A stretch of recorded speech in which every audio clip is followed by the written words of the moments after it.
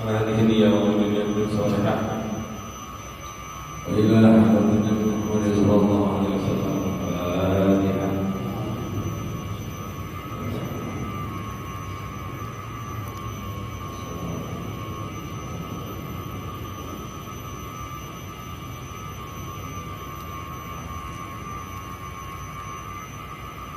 Bismillahirrahmanirrahim. Allahumma shalli ala Muhammad wa ala alihi wa sahbihi.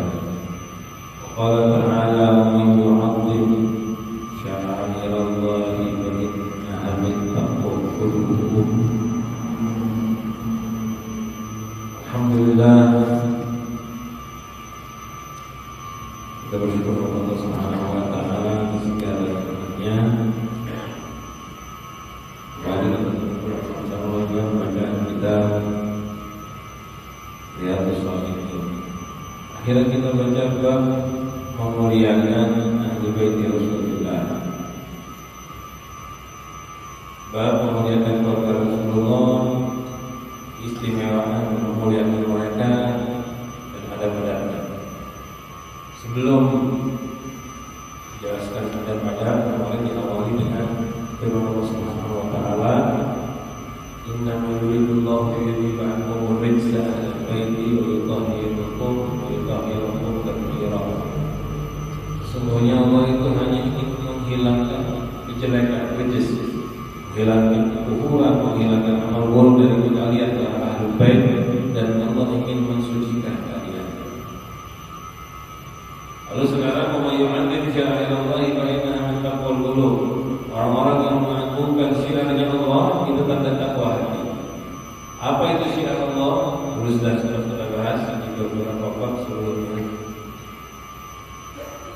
Syiar Allah itu banyak, seperti masjid, Al-Quran, Ka'bah.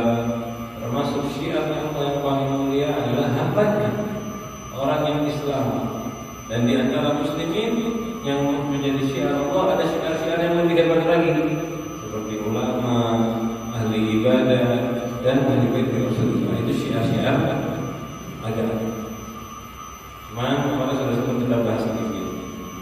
Ketika ada ayat menjelaskan keistimewaan satu kelompok yang masih bisa ditafsirkan ke yang lain, jangan kita tafsirkan untuk kepentingan pribadi.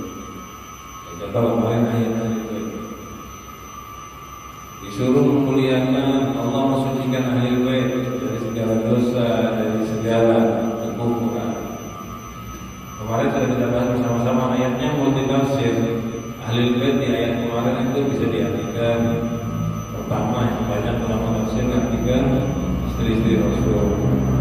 Kemudian sebagian lagi mengartikan ahli bait adalah Sayyidina Fatimah, Sayyidina Ali, Sayyidina Hasan dan Husain.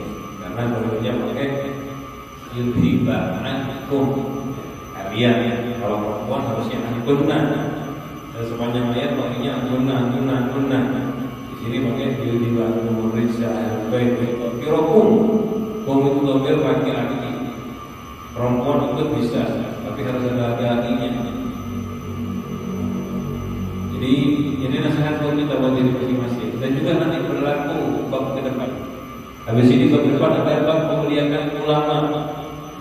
Kita juga sama, jangan mentafsirkan itu ke arah diri kita ya.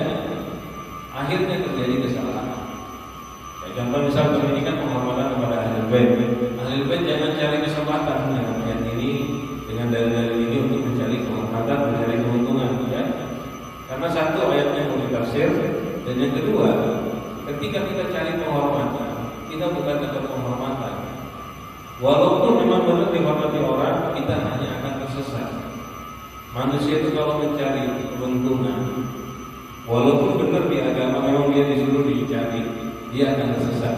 Seperti bab yang sudah kita bahas bersama-sama, bab orang tua. Kalau orang tua ingin anaknya bakti, tapi ingin cari keuntungan, bahwa ada anak bakti, harus dapat neraka. Hasilnya biasanya anaknya malah apa? Kenapa? Ketika orang merasa dituntut, dia malah menghindar. Cukup dinasehati, cukup disuruh selesai. Memang kalau masih masih kecil lain cerita didikannya, masih tahu apa anaknya nurut sama orang tua saat masih kecil. Kalau udah dewasa, udah besar sudah bisa mikir, nggak perlu lagi kayak gitu bertindak aja secara berubah. Kita nggak perlu menuntut. Soalnya kalau kita nuntut, kalau orang kopi, harus nggak bakal seperti tapi diginikan orang-orang subhanallah ya, bukan kita taruh, malah tetap menghindar. Itu sifatnya nafsu manusia. Dan terusnya berkiaskan seperti semuanya tentang ahli bait itu juga, nanti tentang ulama gitu juga, tentang sholihin juga seperti itu. Jangan sampai kita merasa saya derajat ini lalu minta penghormatan. Dan kita juga sama, kalian sama, batasi menghormati siapapun itu teratur sesuai aturan, jangan berlebihan. Siapapun orangnya, mau ulama, mau ahli bait, hormatnya terbatas sesuai aturan. Kadang-kadang hormat dengan cara yang salah, bukan malah mendatangkan berkah, tapi malah mendatangkan bencana. Hormat sama ulama, contoh yang jelek, hormat cuma pikirannya di uang. Saya kalau masih uang ulama, kalau masih uang ahli bait berarti saya cinta. Salah. Biar ngasih uang yang didatangin sama, akhirnya nanti orang-orang nganggap dia itu cintanya dengan uang. Nanti yang datang yang jelek-jelek malah yang suka uang. Contoh dia menghormati ulama, menghormati ahli bait dengan uang. Dia hanya akan dekat dengan ulama dan ahli bait yang cinta uang, yang nggak cinta Allah. Kenapa? Dia menghormatinya dengan uang. Yang datang dia senang duit. Yang ahli sholat, suka ibadah, yang nggak cinta dunia, nggak mungkin ketemu dia. Kenapa? Dia menghormatinya dengan uang. Contoh kita suka ngasih makan, ngasih makan, makanannya dia apa? Misal makanannya khas Banjar, yang datangnya suka Banjar. Yang di rumah bikin masakan makanannya khas Jawa, yang mampir ya orang-orangnya suka masakan Jawa gitu. Nah seperti itu nanti. Ketika kita menghormati ahli bait, nanti di depan menghormati ulama dengan cara yang salah, dapatnya yang salah. Makanya banyak orang ulun ketemu ulama jelek-jelek lah, ulun ketemu ahli bait tidak bagus lah, karena caranya kita menghormatinya salah. Akhirnya dia ini lagi. Ada lagi yang menghormati dengan cara lebih jelek lagi, macam-macam. Menghormati mereka sesuai dengan syariat. Jadi belajarlah cara menghormati ulama, cara menghormati yang benar. Jadi menghormati itu bukan dengan harta, menghormati itu bukan dengan kayak dulu kan ada yang saking nggak ngertinya sama sekali. Ada ulama, ada ini nawarkan anaknya nikah sama ulun, nikah sama ulun. Yang datang yang doyan nikah aja, nikah habis nikah ditinggal. Ya salahnya kita juga mikirnya gitu cara menghormati mereka. Salah. Menghormati mereka dengan apa? Menghormati ahli bait dengan ulama bagaimana caranya? Nanti ada dibagi beberapa hadis di depan. Caranya gini ringkasnya. Jangan nyakitin, itu paling ringkasnya. Jangan menyakiti, diberi saran. Ketika mampir ke rumah seperti tamu, ada makanan dikasih makan. Cara menghormati mereka menunjukkan jalan yang benar. Kalau mereka jelek dinasihati, kalau mereka salah ditegur, walaupun itu cara menghormati loh. Kita nih ke dokterin salah, menurutnya lah, cara kita salah. Katanya kalau nasihat tegur takut ketulahan. Karena dari kita begitu. Kalau ada ahli bait, ada ulama salah, dia tegur nggak mungkin ketulahan, malah dapat pahala. Dan ahli bait sama ulamanya terkesan dia tegur. Kenapa? Diluruskan jalannya. Kalau ada orang salah, ditegur nggak mau, nggak terima, biar nggak mungkin kualat. Dan yang salah itu orang jelek. Saya melakukan kesalahan, bujuran salah. Dia tegur, pasti terima kasih banyak. Kalau saya nggak terima, berarti saya jelek. Orang udah salah nggak mau ditegur, itu paling buruknya orang salah. Kesalahannya nomor 2 yang lebih jelek nggak mau dibenarkan, itu paling buruk. Jadi nggak mungkin ada orang nasihat orang salah, ketulahan, nggak mungkin. Contoh misalnya ada ulama ghibah di majelis, kasih tahu Ustaz ceramah dia tadi ghibah. Apa kata Ustaznya? Oh ini terima kasih banyak, belum ada sadar. Pasti begitu.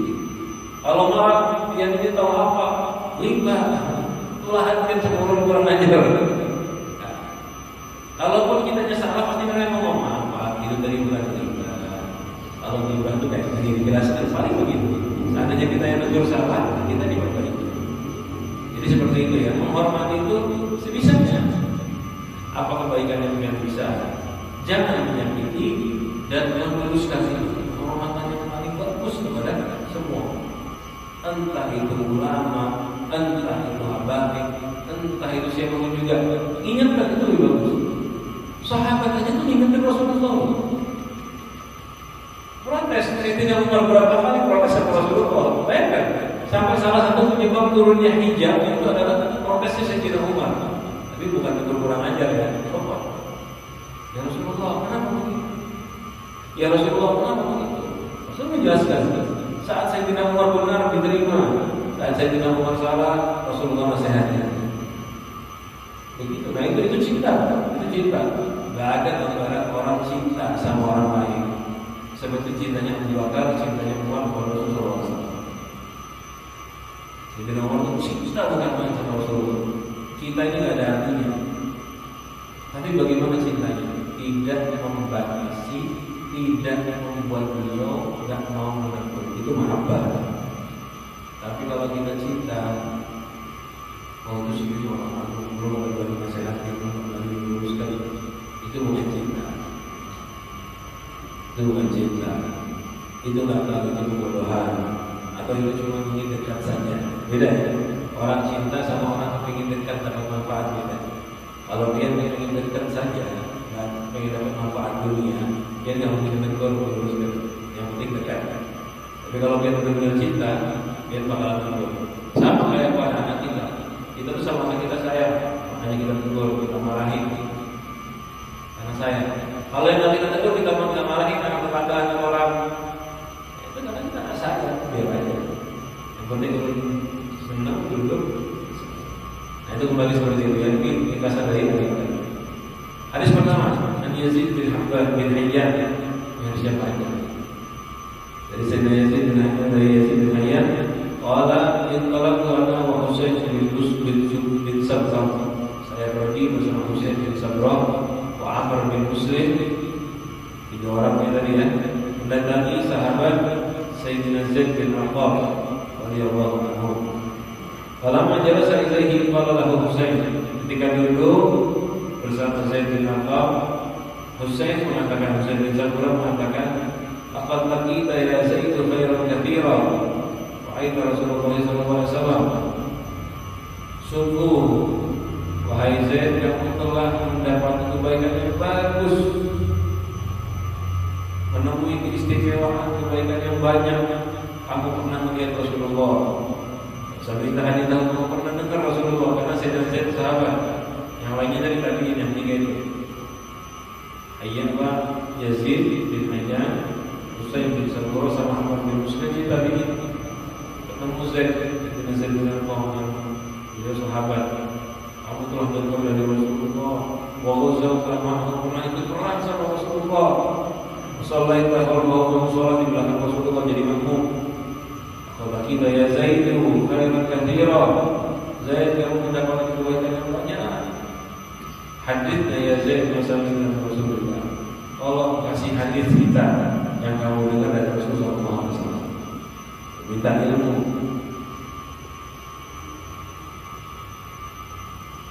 Kalau dia pernah Zaid itu agak tua ya, jadi dia ngomong begini, wahai anakku, ibnu akhi, anak saudaraku, dan keponakanku. Ini bahasa, bukan keponakan asli. Orang Arab ngomong gitu ya, ibnu akhi, wahai anak saudaraku. Ini panggilan untuk anak-anak yang umurnya di bawahnya mereka yang jauh. Panggilan kasih sayang. Panggilan kasih sayang. Ibnu akhi, wahai keponakanku, wahai saudaraku kecil. Kabir sini. Telah tua umurku. Wa qaduma ahli.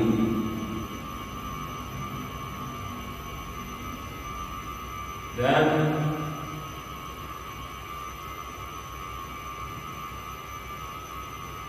telah dekat umurku, istilahnya gitu ya, dari qaduma ahli.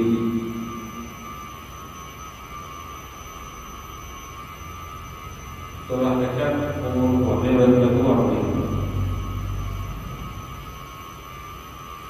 Wa nasitu ba'da alladhi kuntu a'i, dan aku sudah mulai lupa sebagian yang AI yang pahami atau menghafalkan min Rasulullah sallallahu alaihi wasallam. Ini sahabat amanah udah agak tua lupa lupa. Ini ya. Aku sudah tua lupa sebagian. Famahadakum faqbalu. Yang aku sampaikan kepada kalian terima. Mamalah dan yang aku nggak sampaikan para tukalifunihi. Yang aku nggak sampaikan jangan dipaksa. Kenapa? Itulah ragu. Beliau sudah tua. Namanya kalau sudah tua kan sudah mulai kurang hafalannya, misalnya katanya kurang. Dan sahabat Rasulullah aku bersih sekali hatinya. Bersih sekali hatinya. Aku sudah agak tua. Jangan paksa aku meminta nanya sesuatu yang aku sudah nggak berikan, ya, aku sudah nggak tahu. Lalu beliau bangun. Lalu beliau berkata, "Qala Rasulullah sallallahu alaihi wasallam yaum Madinah." Pernah suatu saat Rasulullah SAW bangun di antara kita khutbah menjadi khutib. Lima yutna hukman bainal Makkah wal Madinah. Pada ayat maksudnya pada sumur, ya. Atau di sisi lembah yang namanya Khomman. Jadi di tempat yang banyak air, daerah di Madinah, di antara Makkah dan Madinah, daerahnya namanya Khomman. Di Badar, dan namanya pakai nama sumur di situ. Khomman ini cuma nama sumur di situ, nama air di situ namanya sumur Khom. Fahamidallah, lalu memuji Allah, wa atna alaihi wa atna Allah, wa wa'adha wa zakara, memberikan mau'izah dan memberikan zikir, mengingatkan. Tsumma qala amma ba'd. Lalu beliau bersabda, amma ba'du ala ayyuhan nas, wahai para manusia, fa inna ma ana basyarun yushiku ayyatiya rasulur rabbi. Sesungguhnya saya itu manusia. Yushiku itu artinya dekat, sudah dekat. Ayat dia akan datang Rasulur Rabbi, utusan Tuhanku sama. Rasulullah ngomong akan datang utusan Tuhan, maksudnya ini malaikat maut. Fakujiba, dan akan aku jawab panggilannya. Ya kalau aku dekat mati dan akan menerima. Wa ana tarikum bikum taqaraini, dan saya meninggalkan pada kalian taqaraini. Taqar itu artinya dua hal besar. Saya meninggalkan kepada kalian dua hal besar. Disebut taqaraini karena memang ini hal agung yang mulia.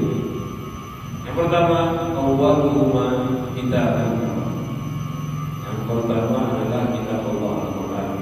Fihi hudan wa nur, dalamnya adalah hidayah, cahaya, kebenaran. Fakhudhu bi kitabillah wastamsiku bihi. Ambil dengan kitab Allah dan cegah dengan kitab Allah. Artinya kerjakan yang diizinkan kita, tahan dari yang dilarang oleh kita. Mau melakukan apapun, lakukan yang diperbolehkan oleh Allah. Dan tahan diri dari yang dilarang oleh Allah. Hatta kita bila walau bihi. Lalu Rasulullah memberikan semangat mengaji Al-Quran, membaca Al-Quran, mempelajari Al-Quran. Nah inilah taqwa yang pertama. Agung mulia pertama warisannya Rasulullah buat kita. Dan subhanallah ya, tidak ada perubahan sedikit pun sampai sekarang Al-Quran karena dijaga oleh Allah. Yang kedua, wa ahlu baiti, dan keluarga. Udzakirukumullahu fi ahli baiti, aku ingatkan kalian ya, pada keluarga. Aku ingatkan kalian Allah pada keluarga. Maksudnya Allah fi ahli, biasanya bahasa ini juga Allah fi ahli baiti. Aku ingatkan kalian Allah pada keluarga. Artinya kewajiban kita kepada Allah pada keluarganya Rasulullah SAW.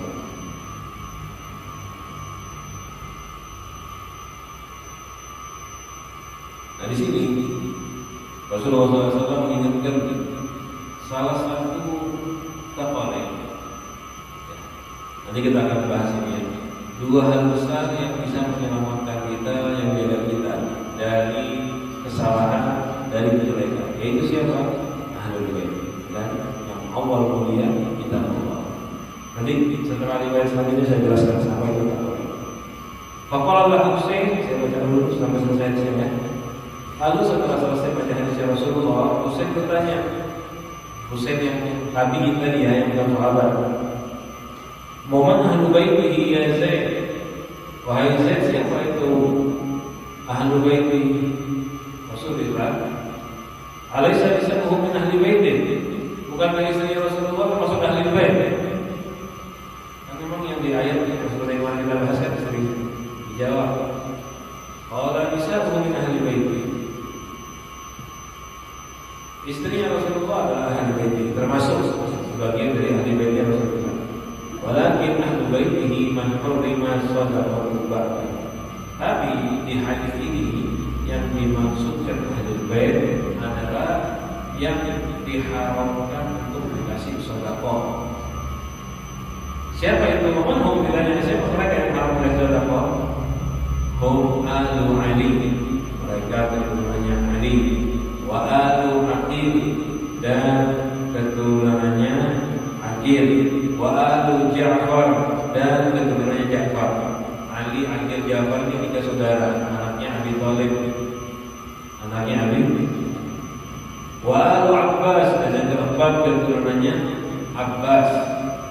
Qala kullu haula, semua dari empat keturunan mereka ini hurrima shadaqah, diharamkan sedekah bagi mereka. Qala na'am. Nah, di hadis ini kan bahasanya aku tinggalkan bagi kalian. Berarti ini masih banyak. Setelah Rasulullah meninggal, setelah zamannya Nabi, masih ada. Kalau dibilang istrinya Rasulullah aja, istrinya Rasulullah meninggal.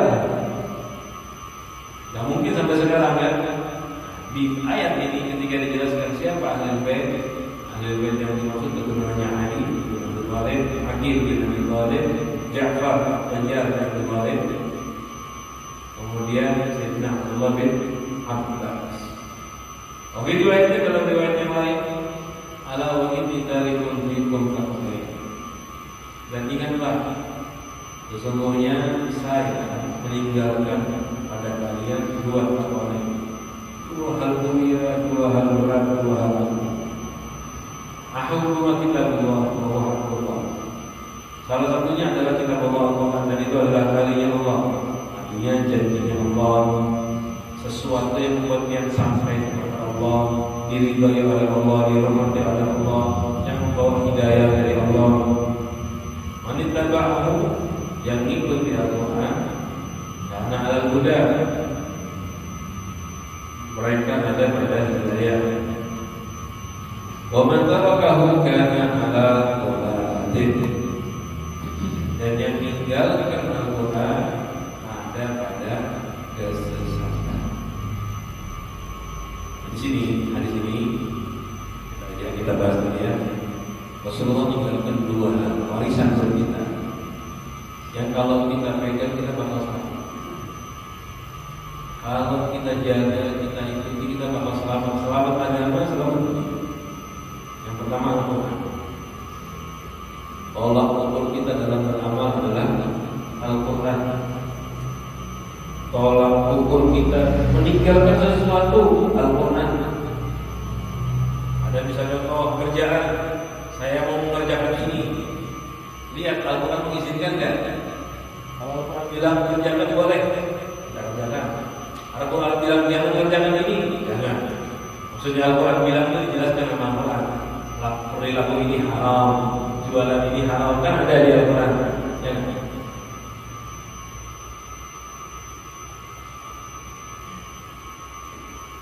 Kita mengerjakan atau meninggalkan sesuatu, lihat ini kalau yang pertama Al-Quran.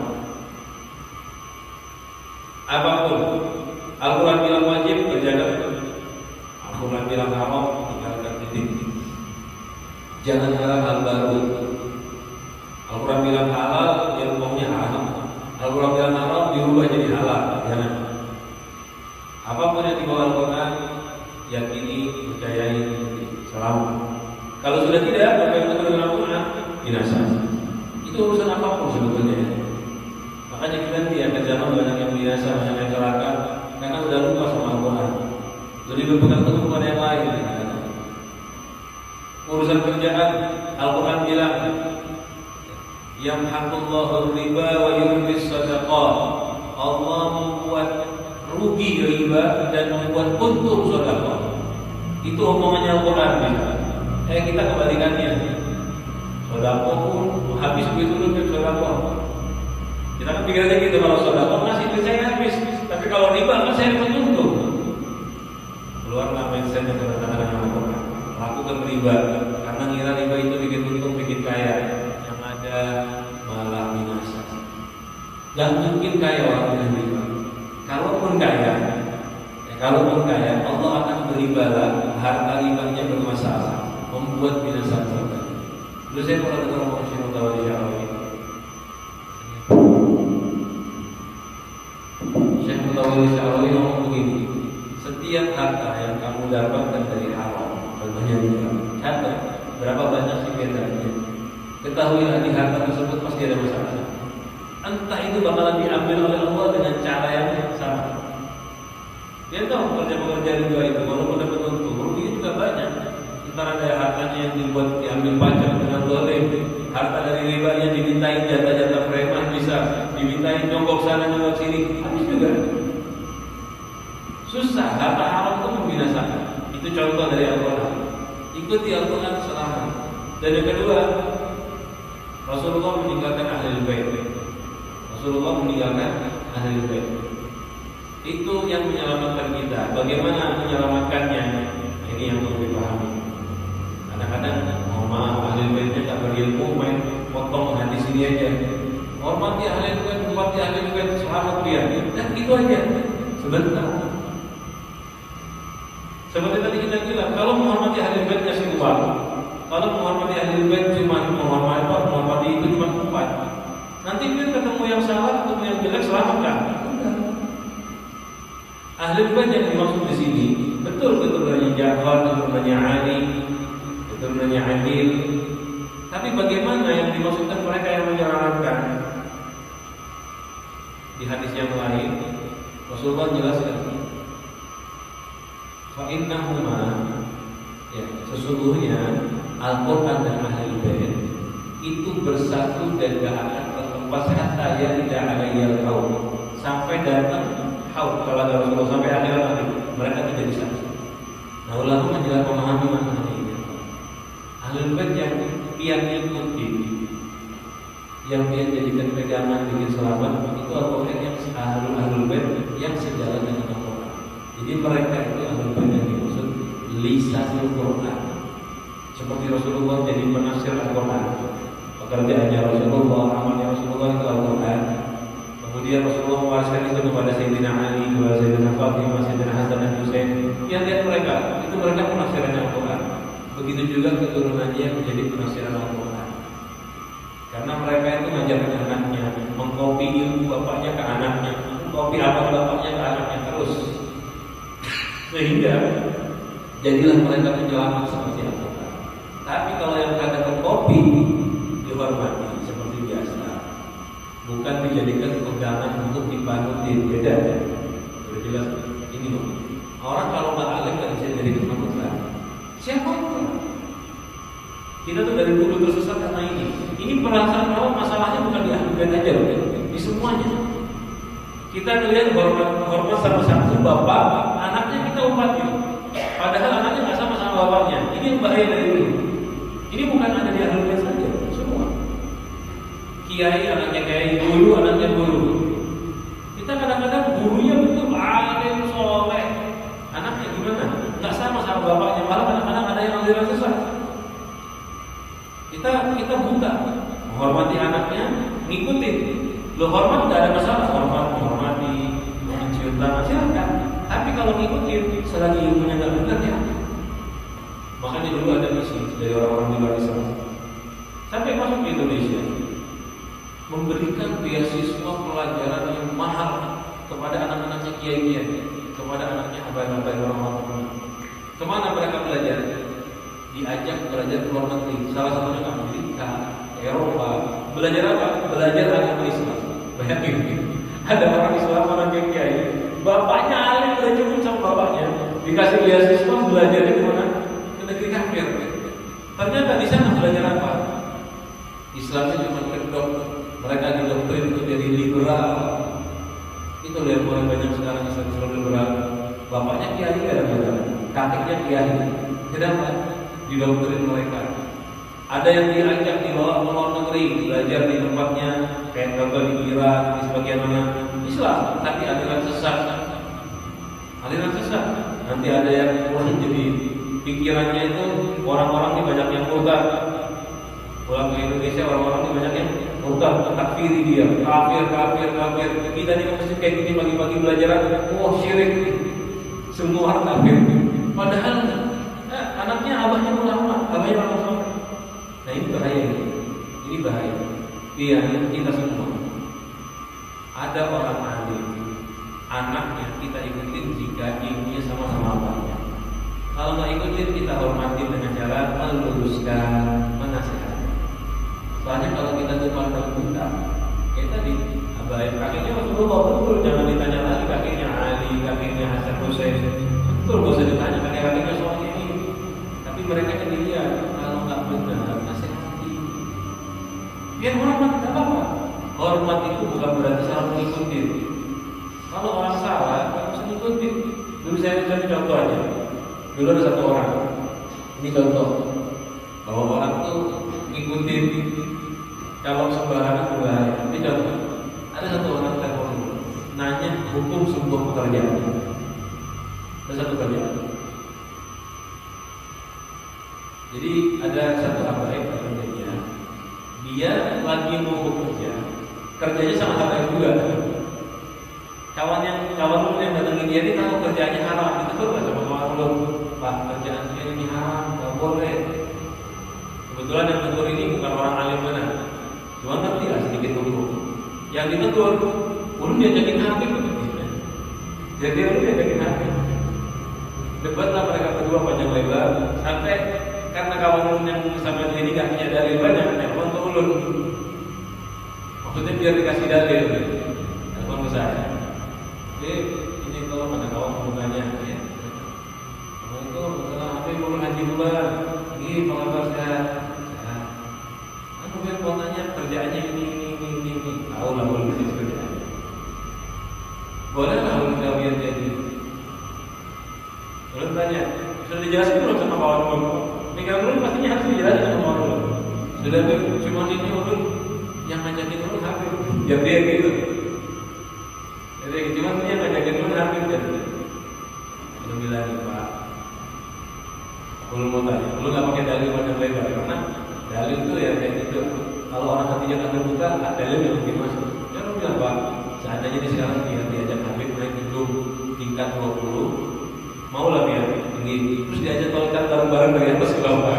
Anda kalau ya, kita loncat dari gedung 20 lantai ke bawah, mau nggak? Ya dia semua mau nggak? Dia naik atas masjid kita nih, Baitur Rahman, loncat, ada apa ya? Biar Habib, biar guru nggak mungkin mampu ya, suruh loncat dari atas. Gak usah, suruh diri, kalau nggak usah membahas kealaman nanti dulu. Kita nggak mungkin kan mau disuruh menjalankan diri kita. Ya sudah. Akhirnya paham. Untungnya gambaran tadi masuk ke akalnya dia. Oh gitu belum paham sekarang. Stop ya, akhirnya nggak diteruskan. Karena ternyata memang beneran dia tuh alasan aja diajakin ini. Padahal dia pengen duitnya, nggak pengen untungnya. Bukan alasan diajakin Habib. Padahal bukan karena diajakin Habib. Kalau alasan diajakin Habib, Habib sapinya ngajakin jual lagi, ngajakin Habib kok nggak ngerti. Karena dia mikirin untung. Nah begitu ini bukan masalah Habib atau masalah siapa aja. Semua orang dia harus punya komitmen. Kalau ngajak yang salah, kita jangan ikut.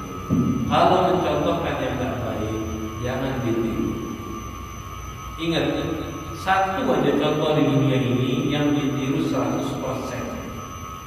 100%. Apapun yang dikerjakan boleh kita tiru semuanya. Cuma satu contohnya. Siapa itu? Nabi kita Muhammad. Selain beliau perlu dibilang, selain beliau perlu dibilang. Semua sahabat itu sahabat juga perlu dibilang.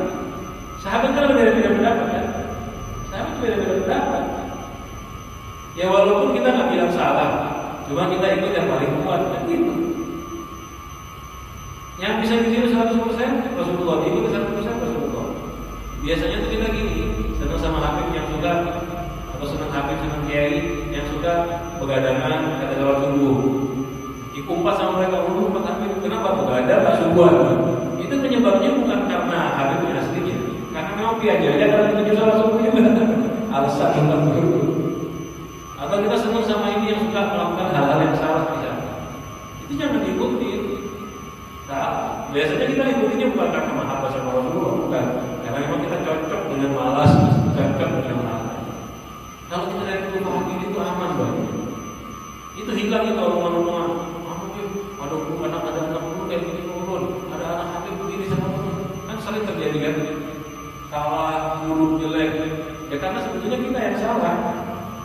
Mereka itu ya apa? Mereka itu salah, tapi nggak perlu diturutin. Mereka itu salah, tapi nggak perlu diikutin. Kalau salah jangan. Kalau benar ikutin. Tapi tetap hormat sama semua umum muslim. Siapa orang yang kita hormati? Bahkan orang kafir aja kita nggak sakit. Orang kafir nggak boleh kita sakit. Apalagi orang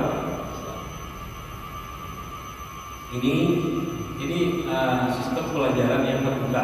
Ini yang saya sampaikan pelajaran terbuka. Ada memang sistem doktrin yang kurang baik. Cinta saja nggak diajari terbuka. Itu kurang baik. Banyak tapi ketemu yang salah disuruh nurut aja. Nah, kesian dia. Nanti bisa-bisa nggak cinta lagi sama ahli bait sama ulama. Ada lagi doktrin kebalikannya. Nah, ini doktrin yang lagi nyebar sekarang. Apa itu? Wah, ahli bait bohong, ahli bait jahat. Itu sekarang. Itu doktrin yang jelek. Dan terus ya dia. Ulama bohong, ulama jahat, itu bakal ada terus. Jangan percaya ulama. Ini bakal terus, bakal tambah lama, tambah kuat. Kan bakal lihat nggak lama beberapa tahun lagi berita tuh isinya cuma kesalahannya ulama, kesalahannya ahli bait. Sekarang itu udah mulai terangkat banyak kesalahan. Ya memang yang salah, bukan berarti benar semua. Betul. Namanya manusia. Tapi ketika ini diangkatkan, tujuannya apa? Membenci ulama dan ahli bait itu banyak ulama ahli bait yang salah juga banyak. Yang punya kategori ulama salah banyak. Cuman sebaik-baiknya orang yang adalah orang yang bertobat. Yang bahaya itu udah salah, nggak ada yang lihat kan, akhirnya dia merasa salah. Itu yang bahaya. Nanti lihat aja, bakal banyak ulama pesantren di YouTube karena ulamanya punya skandal besar. Banyak kan? Sampai nggak melihat itu berapa banyak aliran sesat. Ulama banyak besar, pondoknya ribuan, ada skandal di dalamnya, ternyata ada kejahatan, Islamnya tak betul, ada aliran sesat. Ini bakal terus nanti ya. Dan jangankan pondokan yang aliran sesat, pondokan yang benar, ahli sunnah wal jamaah, ustaz yang baik, ustaz yang soleh. Di dalam pondok itu namanya pondokan, ada salahnya. Apalagi semakin banyak isinya kan. Pondoknya isinya ribuan orang, pasti ada salah. Cuman yang salah ya satu aja. Ada satu-satunya 1000 ustaznya. Satunya ada 2 yang paling jelek kalau bagus. Pondokannya dari 1001 dia ada 2 paling jelek kalau bagus. Bagus pondokannya. Yang 2 satunya jelek. Karena ada 998 orang yang baik. 2 jadi maling, yang 2 jelek. Kecuali memang pondokannya ngajarin jadi maling. Baru pondokannya yang jelek kayak gitu. Nanti sampai bakal lihat. Oke, bakal lihat. Ulama akan dijelekkan dengan cara ini. Karena pertama kitanya juga kita dulu suruh menghormati buta kota sampai gak bisa memilah-milah. Akhirnya mulailah ada orang kecewa dengan habaib, kecewa dengan ulama. Kayak gitu kita di proses. Udah kecewa, lalu diiklankan kejelekannya habaib, kejelekannya ulama. Udah gak percaya dengan habaib, gak percaya dengan ulama, gak pegang teguh dengan Al-Quran dan hadis. Kalau habaib itu salah, ulamanya yang sesat, karena dari dulu kita nggak pegang, karena itu bertentangan dengan Al-Quran dan hadis. Nah, inilah penjelasan tadi ya, berpegang teguh dengan Al-Quran dan hadis. Ada selanjutnya yang kedua dari Sayyidina Abdullah bin Umar bin Khattab radhiyallahu anhu, an Abi Bakr as-Siddiq, dari Sayyidina Abu Bakar as-Siddiq radhiyallahu anhu, mauqufan alaih. Hadis mauquf artinya ini omongannya Sayyidina Abu Bakar.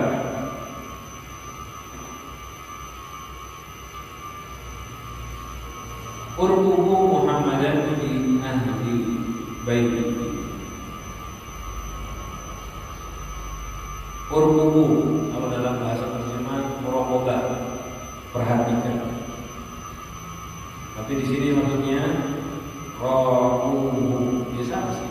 Perhatikan, muliakan, hormati dan ikuti, sebenarnya begitu. Pada keluarga itu umumnya Sayyidina Abu Bakar.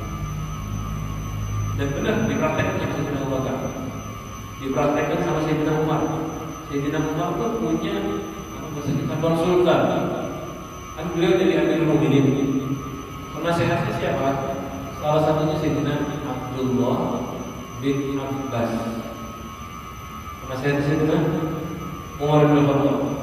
Karena pengalaman Sayyidina Abu Bakar, ketika Sayyidina Abu Bakar bilang, perhatikan, ikutin, ambil ilmunya. Ini Sayyidina Umar ya, bukan sembarangan sahabat.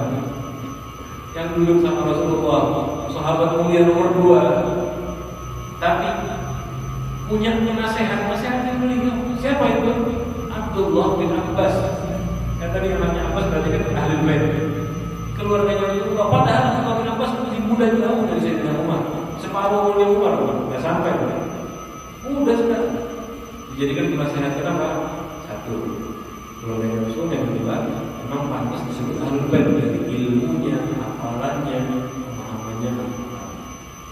Makna berkumur, Allah wahdahu akrimuhu, sama semua ya. Maknanya berkumur itu rawu, perhatikan, yang tadi memuliakan, memuliakan Allah. Nah ini bab memuliakan ahli. Nanti selanjutnya baru bab memuliakan ulama, orang-orang tua, ahli tokoh masyarakat. Sama. Nanti poinnya juga seperti ini.